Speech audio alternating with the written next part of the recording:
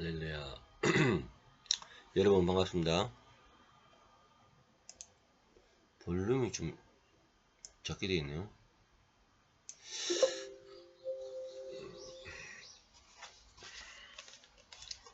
구약의 파노라마. 과거에는 이 책을 가지고 구속사진 관점으로 성경 한 권을 봤는데 지금 개혁주의 관점으로 성경을 보고 있습니다. 개혁주의와 구속사 차이는 구속사는 예수 그리스도의 중심적이고 하나님의 경영에 하나님 나라 경영에 이런 부분을 좀 시각이 좁습니다. 개혁주의는 제가 설교하는 모든 관점이 계획주의 설교거든요. 오늘은 전도서죠. 들어가겠습니다. 주님 감사합니다. 오늘 전도서 말씀 가운데 성령 하나님 도와주시옵소서. 예수님 이름으로 기도드립니다. 아멘. 제가 설교하는 가장 포인트는요, 기독교 교리입니다. 교리를 힘써 알 수 있도록 좀 많은 오늘 보니까 또 한 명 더 오셨더라고요. 많은 힘을 더 써주시기 바랍니다. 더 도움이 될 겁니다. 전도서 인생의 허무와 하나님의 주권을 중심으로 한 책입니다. 자, 첫 번째 포인트. 인생의 허무와 인간의 한계. 전도서의 저자는 인생의 덧없음을 반복해서 강조합니다. 자기는 왕이라고 표현 안하고 전도자라고 표현합니다. 세상의 맛을 다 봤다는 겁니다. 돈에 관해서, 명예에 관해서 세상의 모든 부귀명화 다 봤습니다. 경험 안 한 것이 없습니다. 최고의 꼭지를 찍었습니다. 이렇게 하고 나서 그는 헛되고 헛되며 헛되고 헛되니 모든 것이 헛되도다. 전도서 1장 2절. 이는 인간의 삶이 하나님의 영원한 관점에서 얼마나 일시적이고 무의미한지를 상징합니다.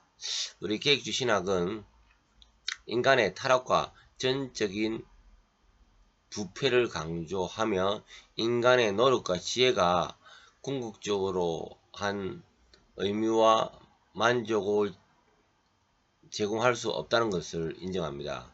전도서는 이러한 허무주의 관점에서 인간이 스스로 구원을 이룰 수 없고 하나님의 은혜가 필요함을 상기합니다.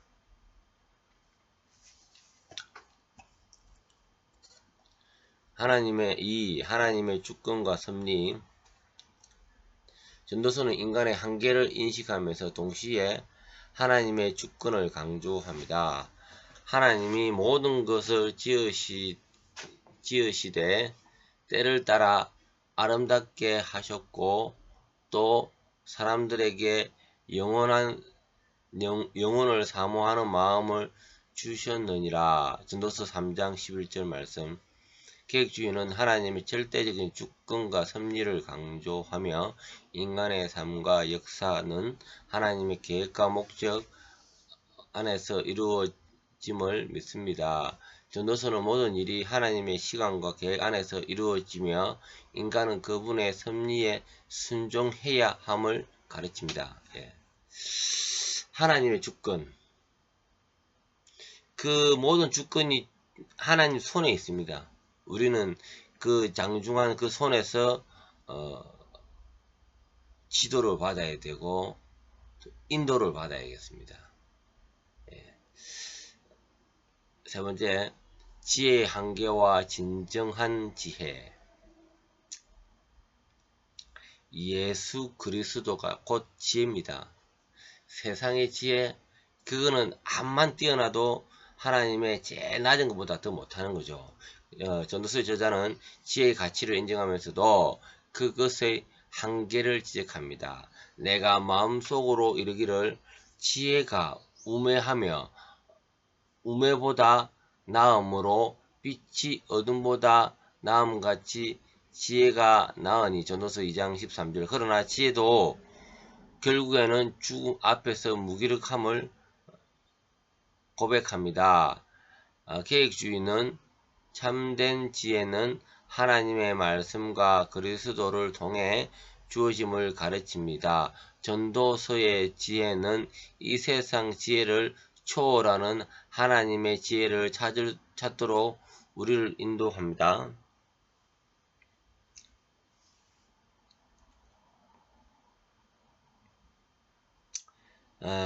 그래서 우리는 세상의 지혜보다 하나님의 지혜를 더 쫓아가야 된다. 그래야 하나님의 마음을 더 읽을 수 있다는 그 말씀입니다. 세상의 번잡함으로 인해서 그 솔로몬은 세상 술에 다친 겁니다. 그러다 보니까 점점 하나님과 간격이 쭉쭉쭉 벌어진 겁니다. 그가 지혜를 자랑하다가 그 지혜 가운데 많은 이방인 여자들과 결혼을 하면서 한마디로 혼탁한 영적인 간음을 한 거죠. 이로 인해서 그녀들은 끊임없이 자기들이 우상을 들고 오면서 하나님을 자랑해야 할 그가 사람들 가운데, 세상들 가운데 치이는 거죠. 그래서 그가 자랑해야 될 하나님을 자랑하지 못하고 세상의 힘이 눌리는 겁니다. 그래서 우리는 전도서를 바라보면서 세상의 힘이 나를 누르지 못하도록 내가 하나님의 지혜를 붙잡아야 되겠다. 이것을 우리가 강조점을 느끼게 됩니다. 자, 네 번째, 인생의 즐거움과 하나님의 경외함. 전도서는 인생의 허무함 속에서 하나님께서 주신 선물을 즐길 것을 권장합니다. 사람마다 먹고 마시는 것과 수고함으로 낙을 누리는 그것이 하나님의 선물인 줄을 또한 알아도다. 전도서 3장 13절. 계획주의는 하나님의 창조 세계와 그분이 주신 모든 선물이 선하다고 가르치며 인간은 그것을 감사함으로 받아야 함을 강조합니다. 하지만 궁극적으로 하나님을 경외하고 그의 명령을 지킬지어다. 이것이 모든 사람의 본분이니라. 전도서 12장 13절 라는 말씀처럼 하나님의 경외함이 인간의 최우선 과제임을 가르칩니다. 참 우리가 인생의 즐거움 가운데 하나님의 경외함을 쫓을 수 있을까? 주일에 여러분 돈 100만원 준다고 하면은 가히 그걸 물리치고 교회 가서 예배 드릴 수 있을까? 내 몸이 만신창이고 사업이 망하고 가정이 엉망인데 주일날 주님을 예배드릴 수 있을까? 이것이 인간의 최우선적으로 중요하다는 것을 우리 전도서가 이야기하는 거죠. 종말론적 관점. 전도서는 또한 인간의 모든 행위가 하나님의 심판을 받게 될 것을 상기합니다. 하나님은 모든 행위와 모든 엄밀한 일을 선악간에 심판하시리라. 전도서 12장 14절. 계획주의 신학은 인간 행위에 대한 최종 심판을 강조하며 이는 신자들이 경건한 삶을 살도록 동기를 부여합니다. 전도서의 종말론적인 관점은 신자들이 하나님 앞에서 자기 삶을 돌아보며 영원한 가치를 추구하도록 격려합니다. 예. 우리 개혁주의의 최고 꽃봉오리는요, 구원에서 최고의 꽃봉오리는 성화입니다. 성화. 이 성화는 우리 삶 가운데서 반성하고 돌이키고 그러한 것을 점점 그리스도의 인격으로 닮아간다는 겁니다. 우리가 머리만 신앙적으로만 알 것이 아니고요. 삶 가운데서도 드러나야 된다는 거죠. 그러므로서 우리가 우리 인생의 종말 가운데서도 개인은 다 종말이 있잖아요. 개인의 종말이 있고 또 우주의 종말이 있습니다. 하나님 예수 그리스도 오시는 종말이 있고 개인의 종말이 있는데, 개인의 종말 가운데 하나님 앞에 섰을 때 내가 얼마나 주님께 가까웠게 인생을 살아왔느냐. 이 삶이, 우리가 입을 자랑하기 전에 삶이 어땠는가, 이것이 우리의 마지막 종착역이 되는 겁니다. 자, 전도서는 계획주의 신학의 중요한 교리와 원칙을 깊이 있게 반영하는 책입니다.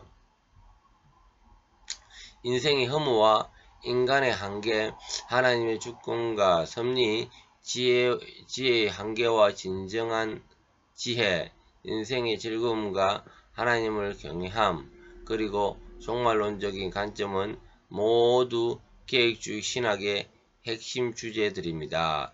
전도서는 신자들에게 하나님을 경외하고 그분의 섭리를 신뢰하고 진정한 만족의 의미를 하나님 안에서 찾도록 권면합니다. 인생이 허무하다고로만 끝나는 것이 아닙니다.